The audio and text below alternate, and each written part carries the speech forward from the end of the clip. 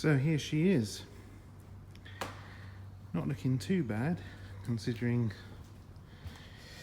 gosh, how many months has she been here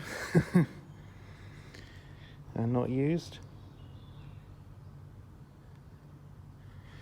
So this is just some old sheets, bed sheets that I used to help protect the canopy from the iron fallout from the rusting beams here. But let's get on board and see if my dehumidifier and other things have worked. See what the old mould and mildew is like. So far in the cockpit area, looking really good. The only issue I can see is some spots on the keep cold bag. But otherwise in here, doesn't smell funny, nice and dry. So let's go in together.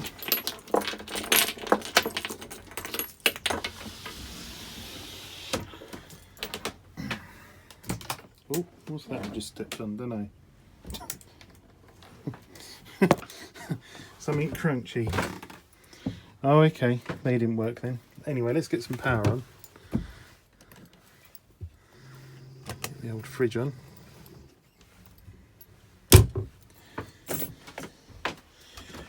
Some lighting on. So my non-slip thingy bobs, as you can see, they've been a casualty. But otherwise, this has been doing a grand job. It basically overfills into the sink, but you can see by there how much water that's got as well. So I'll empty that, and basically that is then run off a timer down here. So it's coming on off, so that when it's very cold this doesn't freeze, because if it's on all the time this will freeze up and then become completely ineffective. But because I've got this, obviously all the windows, the vents are all completely closed, so that as little outside moisture will get in as possible. Of course there will be moisture, and just leaving all of this open and lifting up the mattresses and so on and so forth. But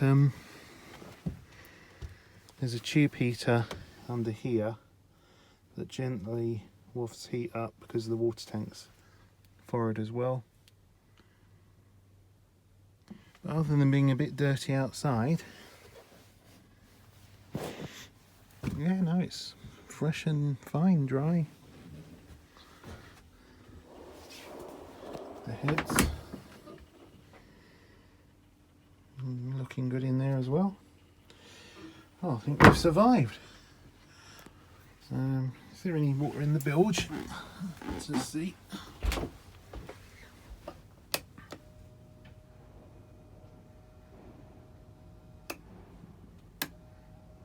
Nope.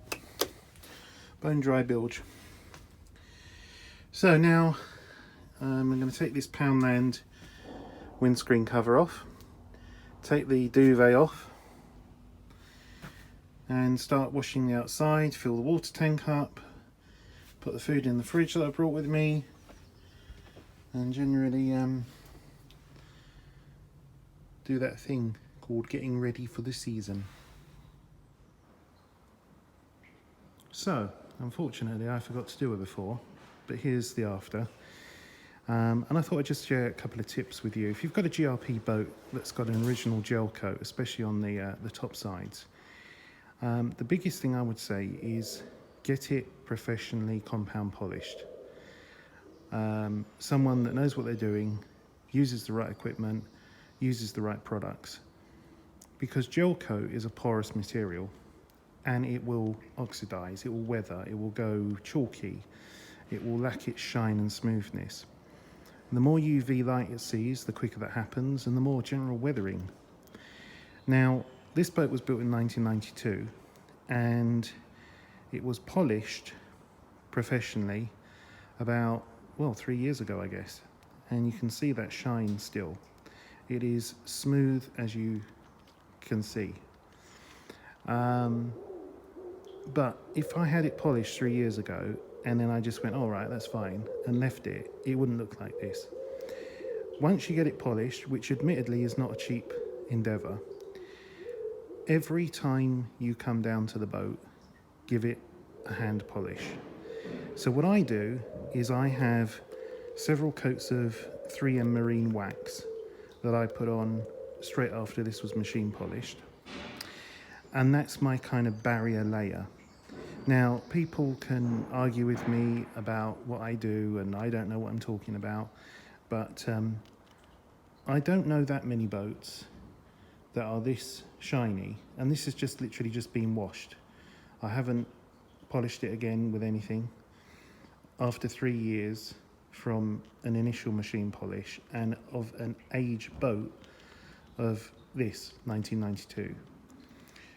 And the reason why it still retains a lot of its luster is because I keep on top of that wax layer, but I also seal that wax in with a polymer polish on top. Now, the polymer polish can be any old stuff. It doesn't need to be expensive. It is an incredibly thin layer, and that's your sort of pop layer, the sacrificial layer. And it's that layer that I top up every time I visit the boat. And it goes on really easy, it comes off really easy. And then once a year, I'll strip that off with some detergent, just some good old-fashioned washing up liquid at quite a high concentration, and just wash the boat using that. That will strip all the grease and the protectants off, and then start building up your wax layer underneath, and then seal it with a polymer on top. That's what I do, and it means that this was covered in bird crap and iron fallout from the girders and everything else, and you can see here where it's pulled some of how bad that was. But you can also see how shiny the boat is, and that protection layer means it comes off easily. It is not getting into that gel. It's not staining the gel. And this gel is not in the best of conditions. If we look closely, you can see these pot marks from the original manufacturer. So it's not perfect, but it's good enough. It's shiny, and that protection that I keep up keeps it shiny, keeps it protected. So you don't have to keep on paying out, you know, for compound polishing. Compound polishing is, after all, very abrasive, nasty thing to do to gel coat. It removes a layer of it and reveals underneath it some of the fresh virgin material, which is shiny. There's only so many times you can do that. So if you can protect what you've exposed and keep on top of it, you know, month after month, you might come down to your boat every 3 months. Give it a wash, give it a polish. And it also allows you to get to know your boat, any loose screws, things that you've got to pay attention to. And I find it quite relaxing, quite nice to do. So, yeah, I thought I'd just share that with you. And another little tip, how do you clean glass? You'd think that was simple, wouldn't you? Well, first of all, using decent quality glass cleaner, I found this Mr. Muscle is not only a good cleaner, but I like the spray pattern. Use 2 cloths. Always make sure the one you're taking off with remains quite dry. When it starts getting a bit too wet, change it. And don't do a circular motion, do a up and down, left and right. And then take it off, firm pressure with your taking off cloth.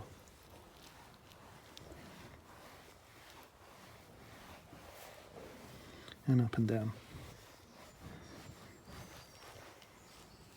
And what you'll find is you will not have any smears.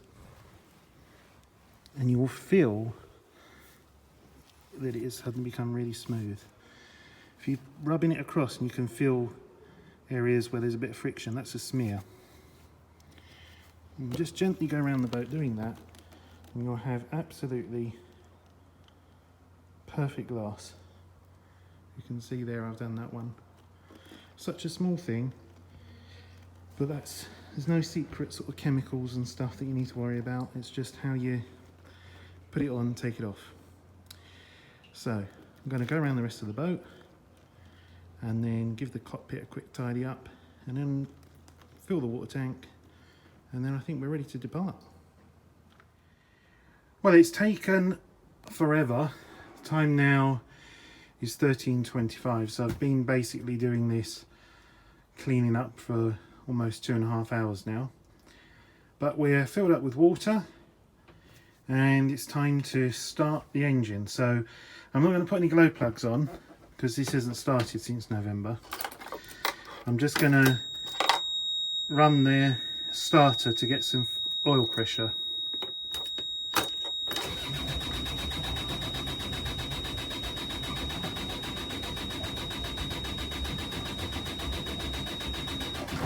There we go, I've got oil pressure.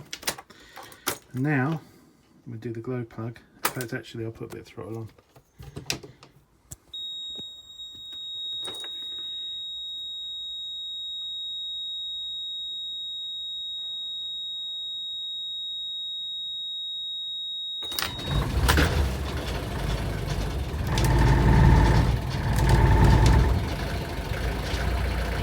Right, easy tiger, easy tiger. That's our gearbox, the oil. It's trying to go into gear even though our neutral detent is pulled. And that's because the oil in the gearbox is so thick. But not too bad. November, where we are now, nearly the end of April. So 5 months. Let's just check we've got some water coming out of that. We have. Get a little bit of smoke. The old girl, it's a Nani engine, 43 horse. So I just let that tick over and start to warm up a little bit, and then we'll be off. So here we are, we're underway, and sorry you can't see a great deal with all the reflections and the light. It's doing havoc with the lens. So we started up, as you heard, in the wet shed. All is to the good. We're just building up engine temperature. Because of the size engine this boat has got, and obviously the 4 mile an hour speed limit I have to keep to, and the weight and size of the boat, the engine has to virtually do no work at all to push the boat through the water. So unfortunately she only ever gets to around about 65, maybe 70 degrees Celsius, which is not good for a diesel engine. You really want to be up at sort of 80. Diesels prefer to be hot and under load. If I change the propeller for a larger, either a 4-blade or a 3-blade with more pitch, that would load the engine more, but it would also mean that the boat would, at low revs, want to push through the water at a faster speed. And already sort of, 1200 RPMs, 4 mile an hour, and if I bring it down, see below 1200, then the gearbox starts to grumble a little bit. It doesn't really like any less than 1200 RPM, and if I put it into neutral it's alright, but if I'm tick over it does that, you see. So it really, 1200 RPMs, it's sweet spot. So I don't really want to go and adjust that. Oh, that's beautiful, isn't it? Canopy's up apart from one little section, and I've got Mr. Waspy coming for saying hello to me. Brilliant. Anyway, he's going to get pissed off that he can't now get out, probably come over to me and sting me. So if you don't mind just bearing with while I just go and launch a chemical attack against the wasp. Okay, so wasp successfully dealt with. A few boats just moored down at Paddy's Lane mooring there, which is nice. I'm going to carry on Spartan Broad and what I've coined Rascal Bay. But it's an absolutely glorious day. It's just that perfect temperature of just above having to wear a coat, but equally just right for sort of braving in the sun in a t-shirt. But in the shade, in the breeze, you might want to put a coat on. It's British weather. Oh, this is put a smile on my face. I just realised, you know, there's a lot of turmoil and upheaval going on at the moment with dealing with solicitors, estate agents, buying a house, looking ahead towards the sheer scale of like having to buy furniture for every single room. Carpet. What sort of carpet do I want? Do I want polyester? Do I want nylon? Do I want wool? Do I want a wool mix? Do I want patterned? How thick does the underlay need to be? Do I want wallpapers or paint? Do I want to go for a light oak finish with the furniture, or a more deep kind of mahogany style? Or maybe go for the gloss white? So many choices. What sort of dining room table do I want? How many chairs should I have? 4 or 6? Should I have a table that extends more? Tumble dryers, they've changed as well. They've all become heat pumps, which are far more efficient, but nonetheless, that's a confusing world. My tumble dryer's just vents. Old fashioned, gets the clothes dry.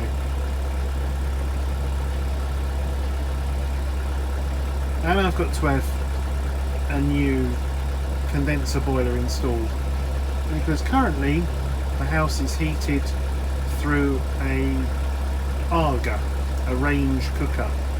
It's gas powered, not solid fuel, but they're not known for their efficiency, and it just does the radiators, it doesn't do the hot water.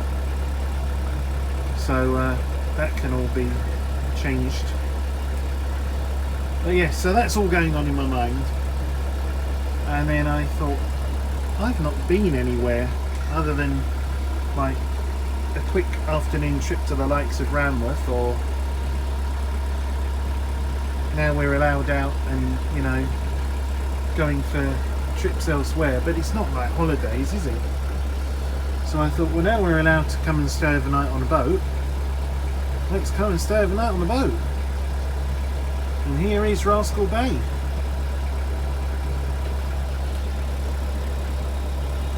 Just inside the posts on the first bay on the downstream, as you're coming away from Stalham, you will find Rascal Bay.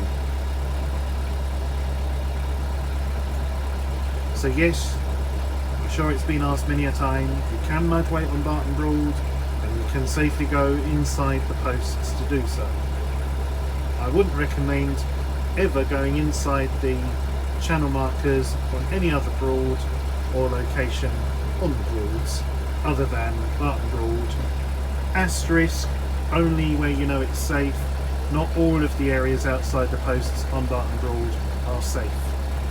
Terms and conditions apply. Thank you very much.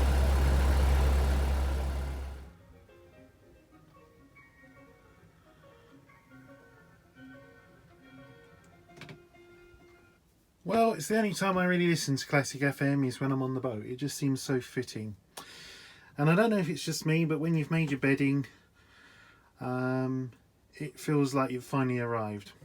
I've had to go through all the cupboards, and fortunately, we're not too bad with stuff that's gone out of date. So I've got some shortbread fingers and some popcorn that is about 5 days past its sell-by date, but that'd be fine. Otherwise, I've put everything away.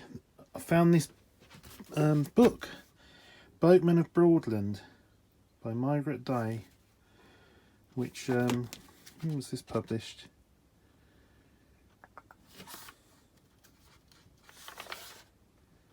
Hmm, 1999, not as old as I would have thought. Well, still 21 years ago, but I just thought that font and photo was very 70s, but very interesting. Some of the stories and tales of old boys long gone that thankfully we've captured their stories. People like the wherry builders at Simpson's at Stalham, and of course that name lives on, Simpson's Boatyard. Although they're not carrying out private engineering work anymore, it's still a day boat operator and private marina. So yeah, here we are. So I haven't done any, I've cleaned the inside of the windows, but I haven't had to worry about any sort of problems, you know, with sort of mildew and mouldy bits getting in the corners, or the curtains, you know, suffering in the corners and the crevices. So sealing the boat up really well and having that dehumidifier and just some gentle heat on all the time has really been great. Coming out here, it's a bit of a tip. I do appear to have got an obsession with window cleaning. I found a fresh unopened one there, a sort of half used one there, a quarter used one here, and an almost empty one there. I'm also collecting fly killers. I've got 2. I thoroughly recommend this, by the way. It really works very well. It's only £1. You get quite a lot. It's in Poundland. Just a little tip there. That's what I use for my onboard Wi-Fi. It's a TP-Link. This is the AC750. You put a SIM card in there. These aerials draw in the signal from the mobile phone mast, and then it has obviously your onboard Wi-Fi. I just stick it out here because it gets the best signal. But here we are on Barton Broad in Rascal Bay. Very little boat traffic. Just absolutely lovely. Still, no wind, and just a really nice day. So I'm well overdue eating. It's now 14:39. I've only done 1,676 steps today. Oh dear. But anyway, I better start jogging. Anyway, I'm going to settle down. Thanks for coming along. I can't do any more filming at the moment. I'm chock-a-block on videos on my phone. I can't do any editing until I get rid of some stuff. It's all I've got is my phone. So, you know, I just wanted to share this though, because it is nice to get out on the water. And just that, even that old BMC chugging away, it's just, you won't get that anywhere else quite the same as the Broads. You'll hear those engines on other waterways, but I think it's the vastness of the water and the way the sound carries. It's a unique Broad sound. If you have been, thanks again for watching, and in time I hope to bring back some good old-fashioned captain's vlogs, but for right now that's all, I'm afraid. Till next time, more as it happens.